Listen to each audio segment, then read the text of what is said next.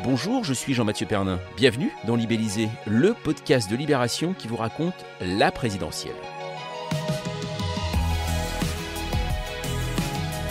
Vous aussi, je suis sûr que vous les avez entendus, ces gens qui, après le premier tour, clament partout « Ah bah ça y est, la campagne commence !» Quelle erreur! Comment peut-on prononcer de tels pile-faisais? Entre les deux tours, on monte notre niveau de vocabulaire. Ça y est, la campagne commence. Eh bien non, elle continue et ça n'étonnera en rien les fidèles de Libellisé qui, depuis le premier numéro de ce podcast, sont au courant des enjeux, des forces en présence et des soubresauts de cette course présidentielle. D'ailleurs, si vous avez envie de faire partie du club, pourquoi ne pas nous poser des questions ou nous envoyer des notes vocales sur libellisé@libération.fr. Ça, c'est une chouette idée. Alors on se met en route pour un nouvel épisode? Eh bien c'est parti. Emmanuel Macron face à Marine Le Pen, un match retour qui n'a en fait rien d'un match retour. Depuis le 10 avril, les deux candidats au deuxième tour tentent de se distinguer en gardant leur base tout en faisant la danse du ventre aux électeurs de Jean-Luc Mélenchon. Pourtant, au vu des enquêtes d'opinion, le résultat s'annonce serré. Alors pourquoi est-il plus difficile de convaincre de dire non au nationalisme en 2022 qu'en 2017 ou 2002? Pourquoi la pente glissante du populisme ne paraît plus aussi dangereuse pour un grand nombre de nos compatriotes? Libellisé, épisode 11, quand le barrage à l'extrême droite prend l'eau. Et on va en parler avec Jonathan Boucher-Petersen, salut. Bonjour. Alors toi tu es rédacteur en chef adjoint du service politique de Libération, on t'entend souvent dans ce podcast. Alors forcément quand on parle de barrage, il y a une question simple pour commencer. Est-ce qu'en 2022, au second tour, Marine Le Pen peut gagner cette élection présidentielle ? Oui, alors ça, on le dit depuis avant le premier tour et ça a sûrement contribué à la mobilisation d'un certain nombre d'électeurs quand même. Oui, l'équation est clairement pas la même qu'en 2017. Ça tient au visage qu'offre Marine Le Pen, à la dynamique qu'elle a quand même réussi à créer en sa faveur au détriment d'Éric Zemmour. Donc tout ce premier tour, il a été globalement réussi côté Marine Le Pen. On ne peut pas dire effectivement qu'elle soit dans l'affirmation décomplexée ou en tout cas des marqueurs d'extrême droite. Tout ça est un peu masqué, tout ça est un peu mis au second plan. Elle est la candidate du pouvoir d'achat, la candidate de la France des oubliés, la candidate de ces Français, j'allais dire qu'elle considère violentés par Emmanuel Macron. Donc tout ça, ça a fini par faire une sauce qui prend. Après, si on regarde les études d'opinion depuis le premier tour, on est quand même plutôt dans la réaffirmation que ça va être compliqué pour elle parce que ça reste quand même l'extrême droite aux yeux d'une majorité de Français, qu'il y a quand même tout un travail médiatique et politique pour remettre en lumière ce qui était un peu au second plan à l'époque où Éric Zemmour prenait toute la foudre de la mobilisation anti-extrême droite. Donc c'est vrai qu'elle est dans un contexte qui politiquement est plus intéressant parce qu'elle a ce petit réservoir d'électeurs de Zemmour qu'elle n'avait pas la dernière fois. Maintenant, dire que la victoire est l'hypothèse la plus probable, il n'y a qu'au Rassemblement national qu'on peut dire ce genre de choses. Pourquoi finalement Marine Le Pen en 2022 ne fait plus peur ? Parce que d'une certaine manière, on s'est, en tout cas une partie des Français s'est habitué à sa présence, que si on compare Marine Le Pen à son père ou même Marine Le Pen à ses premiers pas à la tête du Rassemblement national, à l'époque Front National, les items qu'elle met en avant ne sont plus exactement les mêmes, même si les piliers du programme, eux, sont bien restés les mêmes. Et c'est vrai qu'attraper la désespérance sociale, c'est quand même plus efficace que d'être dans la stigmatisation permanente, le jusqu'au boutisme en termes de politique sécuritaire. Après, c'est vrai que si on fait l'effort de l'écouter au-delà de ce qu'elle dit spontanément ou de jeter un coup d'œil au programme ou d'écouter surtout son entourage, les élus locaux, les militants, voilà, on se rend compte qu'elle reste quand même évidemment au cœur de l'extrême droite française avec une proposition qui est effectivement moins typée que celle de son père, mais qui est un national populisme xénophobe. Donc à partir du moment où ces éléments sont bout à bout, et on le voit encore avec ces propositions sur la démocratie qui visent à contourner le Parlement, à contourner le Conseil constitue, à s'affranchir de la CEDH, même Cour européenne des droits de l'homme, même si elle ne l'assume plus. Donc voilà, elle a clairement compris que moins elle était tapageuse, moins elle était clivante, plus elle était potentiellement rassembleuse. Après, voilà, les gens qui se jettent spontanément dans l'entre-deux tours, dans les bras de Marine Le Pen, c'est les électeurs d'Éric Zemmour. Mais pourtant, ce qui est assez étonnant, c'est qu'il a suffi qu'elle parle et qu'elle mette en avant le pouvoir d'achat pour qu'on oublie par exemple des thèmes, en effet, xénophobes comme la préférence nationale ou la priorité nationale comme elle dit maintenant. Oui, et puis d'une certaine manière, ce qui plus un pays connaît la crise, plus des gens, et on le voit, on le documente, l'augmentation du nombre de pauvres, les gens qui ont le sentiment que le système n'est pas pour eux, qui ont du mal à trouver leur place dans la société française, qui ont le sentiment que la société française s'affaisse par certains aspects. Tout ça, voilà, ça peut être un vote moitié d'adhésion, moitié de colère, un vote un peu anti-système. Elle a surfé aussi sur les vagues gilets jaunes, sur les vagues anti-vax, donc voilà, il y a tout un espèce de cocktail qui s'est mis en place, qu'on ne peut pas simplement résumer à un vote de facho. C'est trop, voilà, ce serait trop grossier et du coup trop complexe. Et c'est aussi ça qui fait que parfois, si on est dans la vieille façon d'affronter le Rassemblement national, on est un peu à côté de la plaque.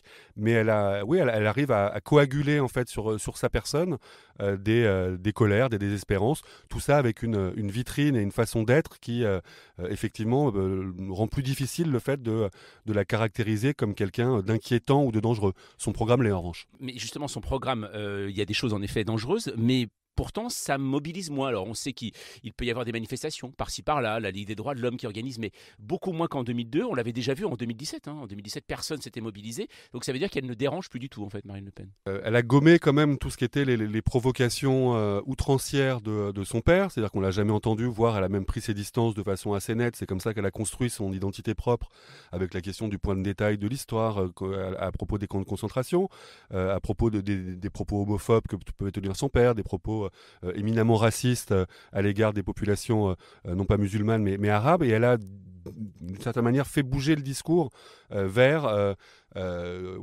quelque chose de plus, moi j'utilise souvent le mot de ripolliner en façade, mais encore une fois, pour des gens qui ne sont pas le nez sur la politique à longueur de temps, on se dit, voilà, quand on entend parler, on n'a pas l'impression de quelqu'un qui est dans la haine, elle est plutôt un peu sourire, la stratégie un peu miaou des chats.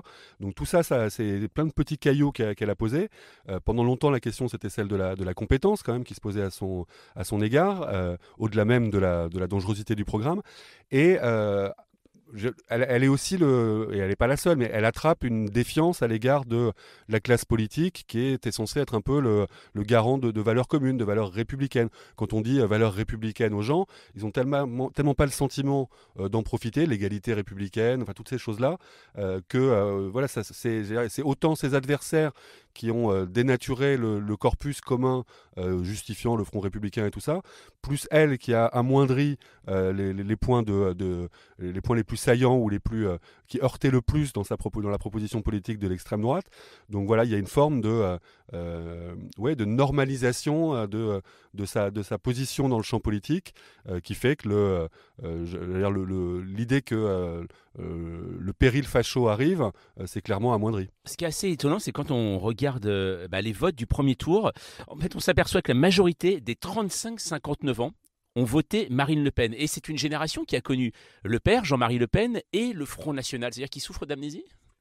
Alors, il souffre tout court, je pense, souvent aussi, en fait. Là, donc, évidemment, elle a réussi vraiment, je pense, à distinguer son image. Et comme elle a quand même rompu avec son père, elle a mis au banc du Front National et du RN un certain nombre de personnalités, tout en tolérant d'autres qui sont tout aussi choquantes. Mais voilà, le storytelling qui s'est installé, c'était quand même qu'elle faisait le ménage, c'est quand même qu'elle tirait les leçons du passé, qu'elle mettait à distance, je veux dire, beaucoup de gens qu'on a pu retrouver aussi du côté d'Éric Zemmour, les franges les plus radicales de l'extrême droite, les groupuscules violents.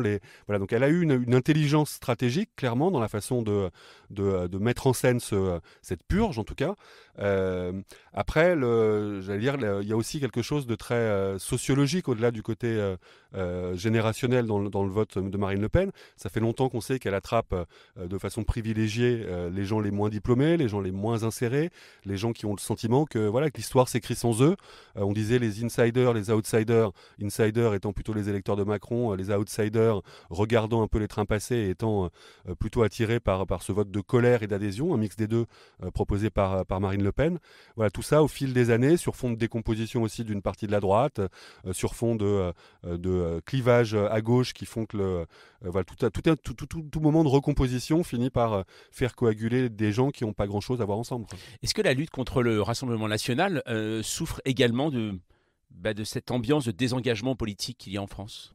Oui, je pense qu'il y a une vigilance qui s'est perdue collectivement. Un, aussi par l'habitude d'un front républicain automatique et du fait que la possibilité d'une victoire n'était pas vraiment dans l'équation de départ.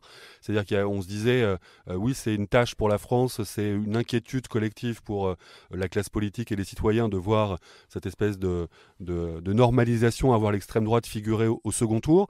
Et en même temps, on se souvient que le score de la dernière fois était très très net. On avait tous en mémoire le fait que le score de Jacques Chirac à l'époque était encore plus net. Donc il y avait presque l'idée que c'était des accidents de l'histoire en attendant de retrouver la vie normale. Et ce que nous vient de nous montrer de façon assez criante cette élection, c'est qu'entre 2017 et 2022, le Rassemblement national a engrangé, s'est solidifié, Marine Le Pen s'est crédibilisée. Et c'est vrai que je pense que tout le monde a été un peu alerté par les quelques études, parfois un peu tirées par les cheveux, ou en tout cas un peu, dramatisantes, juste avant le premier tour, sur le fait que la victoire était possible.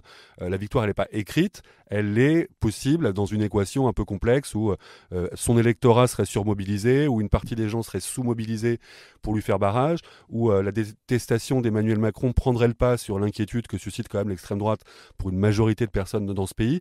Voilà, l'équation, c'est est-ce que le tout sauf Macron, qui s'est évidemment nourri de l'exercice du pouvoir par le président sortant, crise des gilets jaunes, crise sanitaire avec tous les discours autour de la dictature sanitaire, enfin tous ces excès-là, en même temps la répression policière, ou en tout cas la réponse très, très ferme et parfois excessive du pouvoir au moment des mobilisations sociales. Donc est-ce que ce tout sauf Macron supplante le plus traditionnel tout sauf Le Pen? Ça, c'est clairement un enjeu. Est-ce que finalement il n'y a pas aussi quelque part une sorte de petite fatigue du front républicain? C'est-à-dire qu'on l'a vu à l'œuvre au niveau national, on l'a vu à l'œuvre au niveau local, dans les régionales, et puis au final, le Rassemblement national ou Front national avant disait regardez, ils sont tous contre nous. Oui, et les premiers d'une certaine manière à avoir lâché la dynamique du front républicain, de la digue, comme on disait à l'époque de Jacques Chirac, c'est la droite. C'est notamment la droite UMP radicalisée, avec ce concept du ni-ni, qui était quand même la première façon de renvoyer dos à dos ce que pouvaient être des adversaires dont on pointait la différence de nature. Là, on sent que le débat s'organise beaucoup autour des électeurs de Jean-Luc Mélenchon, parce que c'est le troisième homme de cette présidentielle, parce qu'il y a des chiffres qui sont significatifs de report de voix potentiel. Encore une fois, on verra ce que ça donne dans les urnes, mais de report de voix potentiel d'une partie de ces électeurs vers Marine Le Pen, même si c'est minoritaire. C'est intéressant de voir. Peut-être il y a une étude ELAB, donc pas quelque chose d'indépassable, mais qui permet d'avoir une photographie à quelques jours de ce vote. Donc chez Jean-Luc Mélenchon, on est à 35% des gens qui ont voté pour lui qui votent Emmanuel Macron au deuxième tour, 27% qui votent pour Marine Le Pen et les autres qui s'abstiennent en l'état. Chez Valérie Pécresse, par exemple, on est sur 42% de vote Emmanuel Macron, donc là on voit qu'il y a une proximité, mais on est aussi sur 29% de vote Marine Le Pen. Donc on sent que cette question du front républicain, si les républicains, il interroge autant la gauche que la droite, et que chez Valérie Pécresse, c'est-à-dire la ciotisation et l'extrême droitisation d'une partie des cadres LR a aussi un impact. En revanche, c'est chez Yannick Jadot qu'on retrouve le score le plus net, avec 63% du vote en faveur d'Emmanuel Macron et quand même 18% pour Marine Le Pen.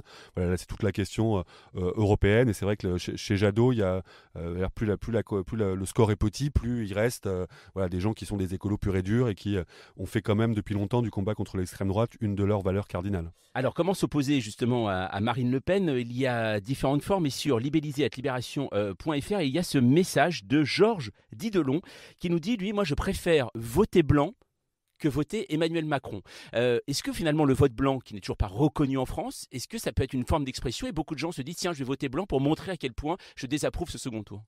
Ils peuvent toujours montrer. Après, le problème quand on vote avec un vote qui n'a pas d'impact dans les urnes, c'est qu'on a montré sûrement quelque chose qui mérite d'être discuté. Et, encore une fois, la prise en compte du vote blanc, c'est un débat récurrent.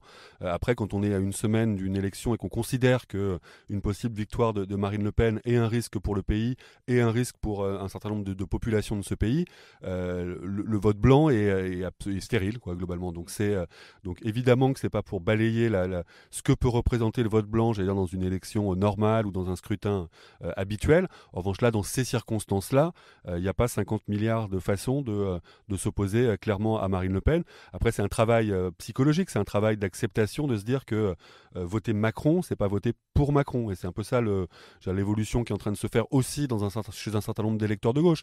Parce que j'allais dire, Emmanuel Macron, il a donné le fer pour se faire battre. Et que si aujourd'hui, il n'y a pas un rassemblement qui se fait naturellement, il y a évidemment une grande part qui est sa responsabilité. Après, il y a aussi ce qu'on se disait juste avant sur l'idée de la lassitude du Front républicain comme un automatisme. Il y a des gens, pas les plus âgés, mais pour les gens qui sont pas des primo-votants, on est quand même dans ce souvenir de Jacques Chirac, avec pour le coup un pays qui s'était levé d'un bloc, front contre front, 80%. Mais quand même, quand on avait digéré cette victoire de Jacques Chirac, il y avait quand même l'idée qu'il avait une responsabilité à rassembler, et que derrière, on n'a pas du tout eu cette promesse. Donc d'un côté, Front républicain, est-ce que ça ne veut pas dire aussi nécessité de rassemblement derrière? Quand on a vu qu'Emmanuel Macron a profité essentiellement d'ailleurs d'un vote de gauche pour battre Marine Le Pen en 2017, et que l'ensemble de son quinquennat a quand même pas du tout répondu à ce qu'étaient les canons ou les valeurs de la gauche, il y a l'idée que le contrat n'est pas tenu des deux côtés. Donc c'est vrai que on est dans cette tension entre mon vote peut pas être non plus complètement gratuit juste par mécanique, sinon il y a quasiment quelque chose de cynique à dire. Et c'est ça, tout ce discours de dire Emmanuel Macron voulait être face à l'extrême droite, ce qu'on a beaucoup entendu, voir des gens qui documentent de façon parfois pas idiote du tout l'idée qu'il a entretenu un flou, qu'il a en tout cas pas créé les conditions ou pas favorisé les conditions pour qu'une opposition républicaine retrouve des couleurs. Donc siphonnage de la gauche en 2017, assèchement de la droite en 2022. C'est vrai qu'au bout d'un moment, quand on fait le désert des Tartares, on se retrouve en face à face avec l'extrême droite. Il est bien confortable de se dire qu'électoralement, ça finit par se réduire pour une majorité d'électeurs à le bien contre le mal ou le moindre mal contre le vrai mal. Ça abîme la démocratie quand même. C'est vrai que c'est intéressant parce qu'on se dit, il y a tellement de calculs, il y a beaucoup de calculs dans les têtes. On se dit, tiens, je vais voter Marine Le Pen parce que je n'aime pas Macron, pour lui montrer ma protestation. De toute façon, je m'en fiche, elle n'aura pas la majorité à l'Assemblée nationale. Oui, je vais voter Marine Le Pen ou je m'abstiens, qui sont quand même deux façons de favoriser le vote RN quand on est, traditionnellement un acteur attendu du Front républicain ou du vote de barrage. Après, il n'y a aucun exemple sous la Ve République, et là, les institutions sont faites pour, et l'inversion du calendrier avec ces législatives qui arrivent dans la foulée, comme une sorte de validation ultime de la présidentielle. On n'a jamais vu un président subir une cohabitation du tac au tac. Autant à l'époque de Jacques Chirac, du septennat, de ces deux moments démocratiques différents, il pouvait y avoir un rééquilibrage avec effectivement un candidat de droite ou de gauche qui gagne la présidentielle et un candidat de gauche ou de droite qui gagne les législatives et qui se retrouve à Matignon. Là, voilà, je pense que c'est un choix qui repose sur aucune expérience récente, qui est très aventureux.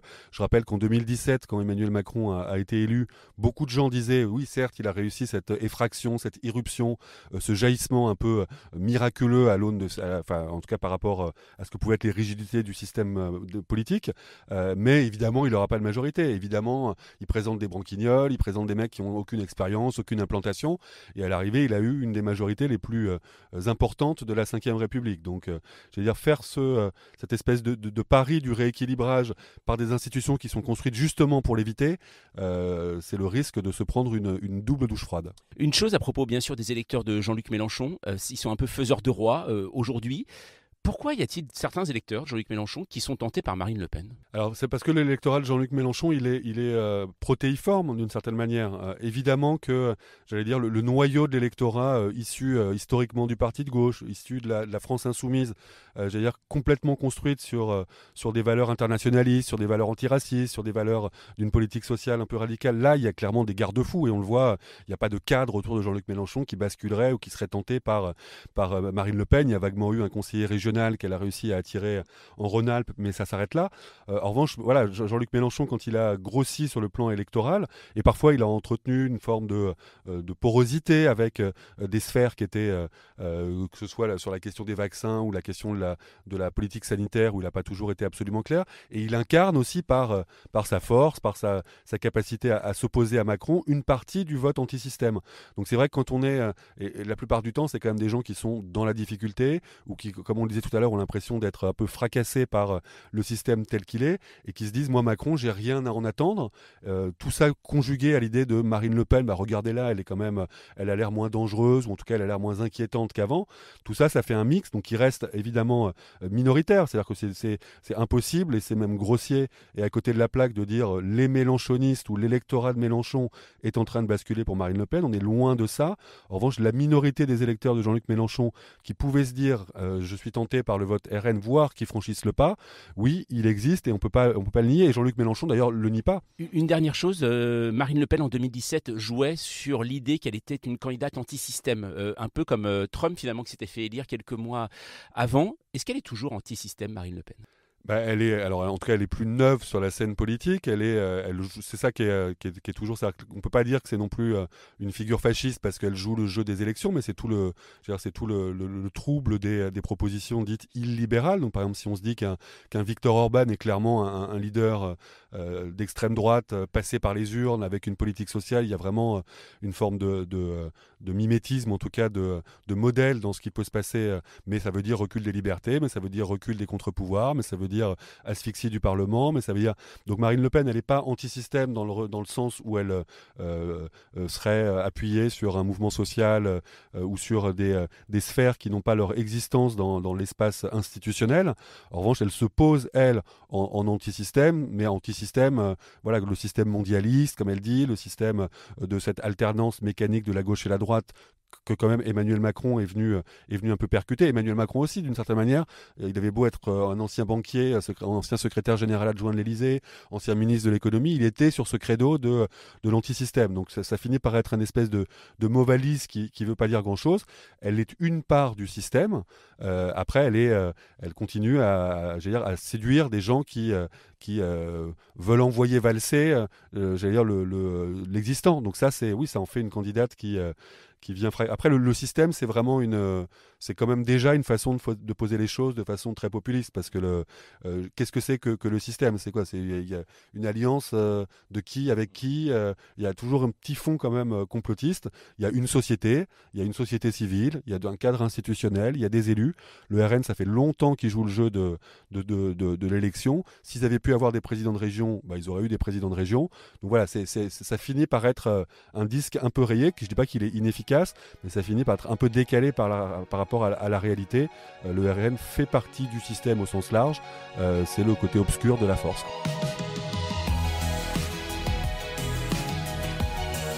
C'est la fin de ce 11e épisode de Libellisé. Merci Jonathan. Alors avant de se quitter, message très important, si ce podcast vous a plu, n'hésitez pas à vous abonner. Vous pouvez le faire sur Apple Podcast, Deezer ou Podcast Addict, et c'est la bonne façon de ne rater aucun épisode. Et surtout, n'hésitez pas à mettre 5 étoiles, on compte sur vous. D'ailleurs, si vous voulez participer, on attend vos messages et notes vocales dans notre boîte mail libellisé@libération.fr. Nous, on se retrouve la semaine prochaine.